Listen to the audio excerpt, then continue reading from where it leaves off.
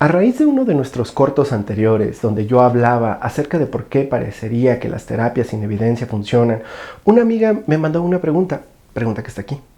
Ella me preguntaba acerca de si existían otros criterios para poder identificar qué terapias funcionan y qué terapias no funcionan, además de obviamente buscarlos en las bases de datos y en las guías clínicas. Y en ese momento surgió a mí, en mi mente, en mi memoria, dije, sí es cierto, el mantenimiento.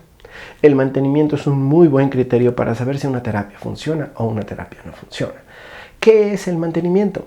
Rápidamente, y ahorita lo desglosaré más adelante, el mantenimiento es que los cambios terapéuticos que se logran en la terapia se mantengan a través del tiempo y a través de diferentes contextos. No todas las terapias hacen esto. Esto es a lo que le llamamos mantenimiento dentro del campo de las terapias cognitivo-conductuales y más propiamente dicho dentro del campo de la metodología de caso único, o mejor dicho, de n igual a 1.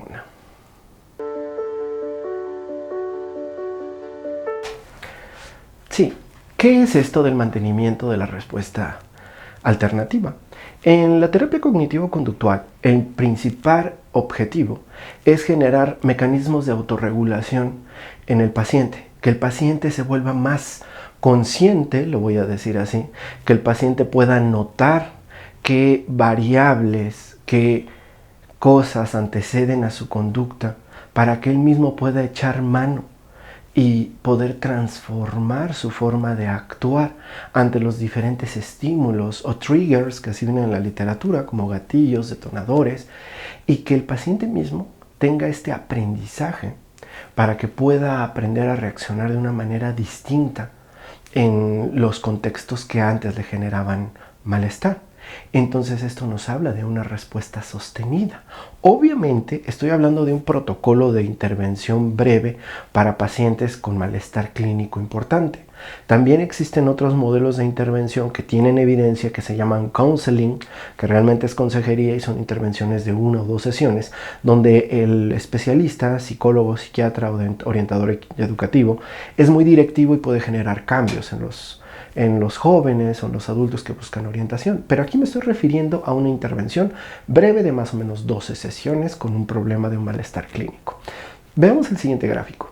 En este gráfico, donde tenemos diferentes estadios de intervención, siempre les sugiero a todos mis alumnos que se tiene que tener una línea base, aunque sea retrospectiva, donde nosotros vamos a sondear cuáles eran las magnitudes de malestar que había, aunque sea que lo pudiéramos calificar en una escala visual análoga, en una EVA, en un porcentaje subjetivo de malestar, para que con ello pudiéramos calificar cómo se encuentra el paciente sesión tras sesión, poder notar si las magnitudes de malestar, llámense ansiedad o depresión, empiezan a decaer y vamos a encontrar siempre, dice la literatura, que en la gran mayoría de los pacientes, cuando son intervenidos con terapias cognitivo-conductuales o contextuales, vamos a encontrar un cambio importante entre la tercera y la quinta sesión. Ahora, ahí es donde la gran mayoría de los terapeutas jóvenes e incluso los pacientes cantan victoria. Pero eso no es lo más importante. Lo más importante lo vamos a encontrar en esta parte del gráfico que está a la derecha, en la fase de mantenimiento. Cuando las sesiones ya son muy descontinuadas, cuando ya tenemos muy pocas sesiones, ahí es donde tenemos que ver, voy a decirlo así, que el terapeuta ya sea en ese momento el paciente, que el paciente se haya vuelto su propio terapeuta y él haya adquirido habilidades para poder intervenir sobre su conducta, saber qué situaciones anteceden o precipitan su malestar y poder echar mano de una red de habilidades que ha aprendido en terapia para aprender a manejarse en estas situaciones de crisis. Es en esta última fase donde viene lo que le llamamos el mantenimiento. Por último, 2 grandes aclaraciones antes de que todos se me tiren al cuello. La primera es que vamos a tener, y esa es la realidad, pacientes que por la complejidad de su trastorno o por la gravedad de su trastorno o por ambas, y complejidad quiere decir que tienen muchos trastornos comórbidos, o por la gravedad, llámese que tenemos un paciente que tiene esquizofrenia tipo hebefrénica, un trastorno esquizoafectivo, depresión mayor recidivante, resistente a tratamiento, patología dual o todo lo anterior para ser un trastorno complejo.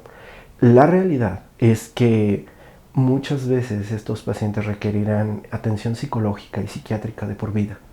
Esa es la realidad. Hasta el día de hoy no se han desarrollado las tecnologías terapéuticas para poder ayudar a estos pacientes y que puedan mantenerse estables por sí mismos. Eso también es la realidad. Pero la gran mayoría de los pacientes sí van a encontrar el beneficio del que he hablado, del mantenimiento. Y una segunda acotación. A veces también las prácticas que no están basadas en evidencia van a tener una cosa como mantenimiento.